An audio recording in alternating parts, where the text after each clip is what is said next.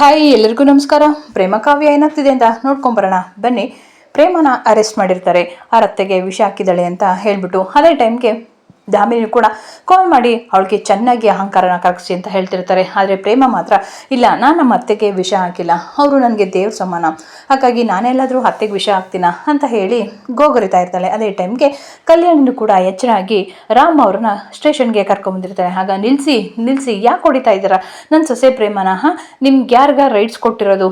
Inspector ಏನಿದು ಹಿಂಗೆ ಹೊಡಿತಾ ಇದ್ದೀರಲ್ಲ, ಏನು ಅನ್ಕೊಂಡ್ಬಿಟ್ಟಿದ್ದೀರಾ? ನಾವು ಕೂಡ ನಿಮ್ಮ ಮೇಲೆ ಕೇಸ್ ಹಾಕ್ಬೋದು. ಈ ಥರ ಯಾವುದೇ ಒಂದು ಕೇಸಸ್ ಇಲ್ದಲೆ ಈಗ ಮುಗ್ಗ ಹೊಡಿತಾ ಇದ್ದೀರಲ್ಲ ನನ್ನ ಸೊಸೆಗೆ, ನಿಮ್ಗೆ ಎಷ್ಟ್ರಿ ಧೈರ್ಯ ಅಂತ ಹೇಳ್ತಾರೆ. ಈ ಕಲ್ಯಾಣಿ ಸೊಸೆಗೆ ಹೀಗೆ ಹೊಡಿತಾ ಇದ್ದೀರಲ್ಲ ಅಂತ ಹೇಳ್ತಿರ್ತಾಳೆ. ಅದೇ ಟೈಮ್ಗೆ ಅತ್ತೆ ನೀವೇ ನೀವು ಬಂದಿದ್ದು ನನಗೆ ಎಷ್ಟು ಖುಷಿ ಆಯಿತು ಅಂದರೆ ತುಂಬ ಖುಷಿ ಆಯಿತು. ಇವಾಗ ಹೇಗಿದ್ದೀರಾ? ಚೆನ್ನಾಗಿದ್ದೀರಾ? ಅಯ್ಯೋ ಪ್ರೇಮ, ನನ್ನಿಂದಾಗಿ ನೀನು ಸ್ಟೇಷನ್ ಮೆಟ್ಲೇರಂಗಾಯ್ತಮ್ಮ. ಅಯ್ಯೋ ಇಲ್ಲ ಅತ್ತೆ, ನನಗೆ ನೀವು ಹುಷಾರಾದರೆ ಸಾಕು, ಆ ದೇವ್ರು ಇದ್ದಾನೆ ಅದಕ್ಕೆ ನೀವೇ ಸಾಕ್ಷಿ ಅತ್ತೆ, ಆ ದೇವರು ಕಾಪಾಡಿಬಿಟ್ಟೆ ಅಂತ ಹೇಳ್ತಾರೆ. ಇಲ್ಲಮ್ಮ, ನೀನಿರೋದಕ್ಕೆ ನನ್ನನ್ನು ಕಾಪಾಡಿದ್ಯಾ ಅಂತ ಹೇಳ್ತಾರೆ. ಆಗ ಕಲ್ಯಾಣಿ ಇನ್ಸ್ಪೆಕ್ಟರ್ ಮೊದಲು ಇವ್ರನ್ನ ಬಿಡಿ, ನಾನು ಸೊಸೆ ಪ್ರೇಮನ, ಇವಳು ಯಾವುದೇ ರೀತಿ ಏನು ತಪ್ಪು ಮಾಡಿಲ್ಲ. ಇಲ್ಲ ಕಲ್ಯಾಣಿ ಅವರೇ, ನಾವು ಬಿಡೋಕ್ಕಾಗಲ್ಲ, ನೀವು ಸೇರಿಸಿದಂಥ ಪಾಯಸ, ಅವ್ರು ಕೊಟ್ಟಂಥ ಪಾಯಸ ಎರಡರಲ್ಲೂ ಕೂಡ ವಿಷ ಇತ್ತು, ಹಾಗಾಗಿ ನಾವು ಅವ್ರನ್ನ ಬಿಡೋಕ್ಕಾಗಲ್ಲ ಅಂತ ಹೇಳ್ತಾರೆ. ನಾನು ವಿಷ ಕುಡ್ದವಳೆ ಜೀವಂತವಾಗಿ ಬಂದಿಲ್ಲಿ ಸಾಕ್ಷಿ ಹೇಳ್ತಿರ್ಬೇಕಾರೆ ನಿಮ್ದೇನು ಅಂತ ಕೇಳ್ತಾರೆ. ಆಗ ರಾಮ್ ಕೂಡ ಹೌದು ನೋಡಿ, ನಮ್ಮ ದೊಡ್ಡಮ್ಮನೆ ಬಂದು ಅವ್ರ ಪರ ನಿಂತು ಹೇಳ್ತಿದ್ದಾರೆ ಪ್ರೇಮದು ಏನೂ ತಪ್ಪಿಲ್ಲ ಅಂತ. ನೀವೀಗ ರಿಲೀಸ್ ಮಾಡಲಿಲ್ಲ ಅಂದರೆ ನಾವು IR ಆಫೀಸರಿಂದ ಕಾಲ್ ಮಾಡಿಸ್ಬೇಕಾಗುತ್ತೆ. ನಿಮ್ಗೆ 5 ನಿಮಿಷದಲ್ಲಿ ಕಾಲ್ ಬರುತ್ತೆ, ನಮಗೂ ಕೂಡ ಕಾನೂನು ಏನು ಅಂತ ಚೆನ್ನಾಗೇ ಗೊತ್ತಿದೆ ಅಂತ ಹೇಳ್ತಾರೆ. ಸರಿ ಆಯಿತು ನೋಡಿ, ನಾನು ಈ ಕೇಸ್ನ ಫೈಲ್ ತೊಗೊಬಂದಿದ್ದೀನಿ, ಇದನ್ನು ವೀಕ್ಷಣೆ ಮಾಡಿ ಬಿಟ್ಟರೆ ಬಿಡಿ, ಇಲ್ಲ ಅಂತಂದರೆ ನಾವು ಮುಂದಿನ ಪ್ರೊಸೀಜರ್ ಏನಿದೆ ಅದನ್ನು ಬಿಡ್ತೀನಿ ಅಂತ ಹೇಳ್ತಾರೆ. ಆಗ ಪೊಲೀಸು ಸರಿ ಆಯಿತು, ಪ್ರೇಮನ ರಿಲೀಸ್ ಮಾಡಿ, ಪ್ರೇಮದ ಏನು ತಪ್ಪಿಲ್ಲ ಅಂತ ಗೊತ್ತಾಗ್ತಿದೆ ಅಂತ ಹೇಳ್ತಾರೆ. ಆಗ ಕಲ್ಯಾಣಿ, ನಮ್ಮ ಪ್ರೇಮ ಒಬ್ಬರು ಜೀವನ ಕಾಪಾಡ್ತಾಳೆ ಹೊರತು ತೆಗಿಯೋ ಅಂಥ ಕೆಲಸನ ಯಾವತ್ತೂ ಕೂಡ ಮಾಡಲ್ಲ. ಅವು ಪ್ರಾಣ ಒತ್ತೆ ಇಟ್ಟಾದರೂ ಸರಿ ಬೇರೆಯವ್ರಿಗೆ ಜೀವ ಕೊಡ್ತಾಳೆ ಹೊರತು ಜೀವನ ತೆಗಿಯಲ್ಲ. ಅವಳು ಅಂಥ ವ್ಯಕ್ತಿತ್ವ ಇರೋಳು ನನ್ನನ್ನು ಹೇಗೆ ಸಾಯ್ಸಕ್ಕೆ ಬರ್ತಾಳೆ? ಅವಳು ಮನೆಯಿಂದ ಪಾಯಸನೇ ಮಾಡ್ಕೊಬಂದು ನನಗೆ ಕೊಟ್ಟಿದ್ದು, ಆದರೆ ಬೇರೆ ಯಾರೋ ಅದರೊಳಗಡೆ ವಿಷನ ಬೆರೆಸಿದ್ದಾರೆ, ಇಲ್ಲಿ ಕಾಣದ ಕೈಗಳು ಕೆಲಸ ಮಾಡಿದ್ದೇವೆ, ಅದನ್ನು ನೀವು ಕಂಡಿಡೀರಿ ಇನ್ಸ್ಪೆಕ್ಟರ್ ಅಂತ ಹೇಳ್ತಾರೆ.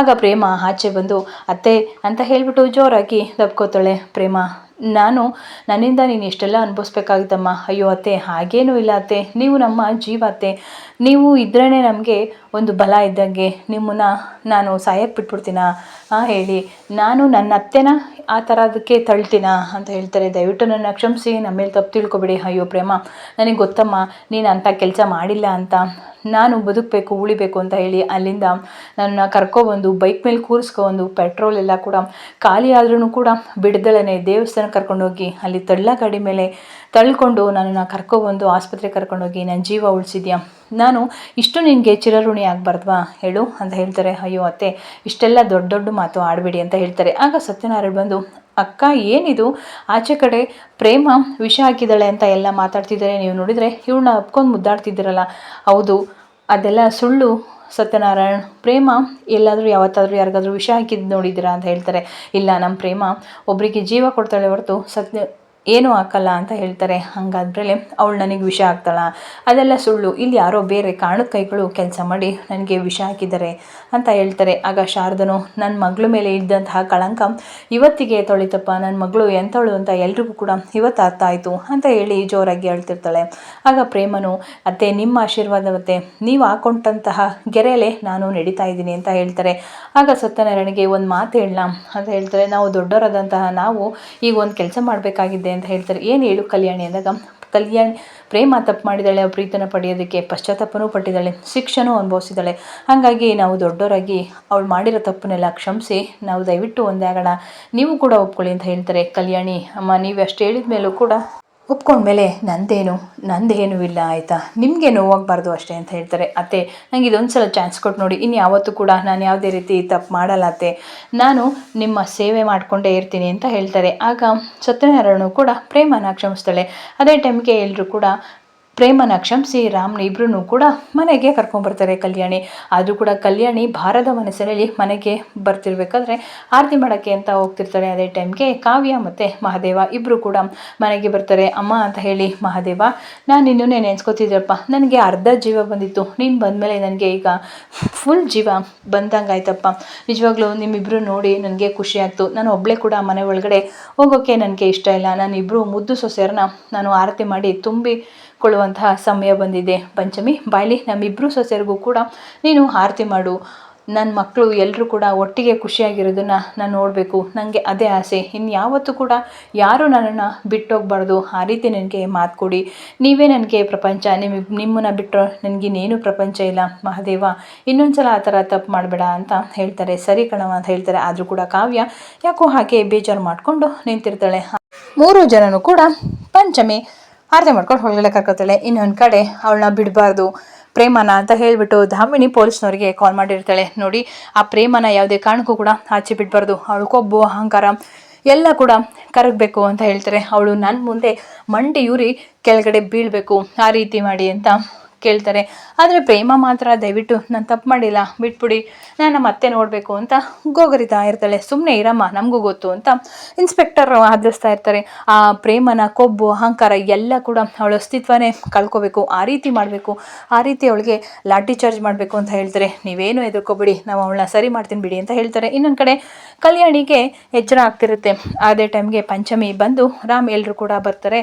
ಆಗ ದೊಡ್ಡಮ್ಮ ಅಂತ ಹೇಳ್ತಾರೆ, ಇವಾಗ ಹೇಗಿದ್ದೀರಾ ಏನು ಅಂತ ಹೇಳ್ತಾರೆ.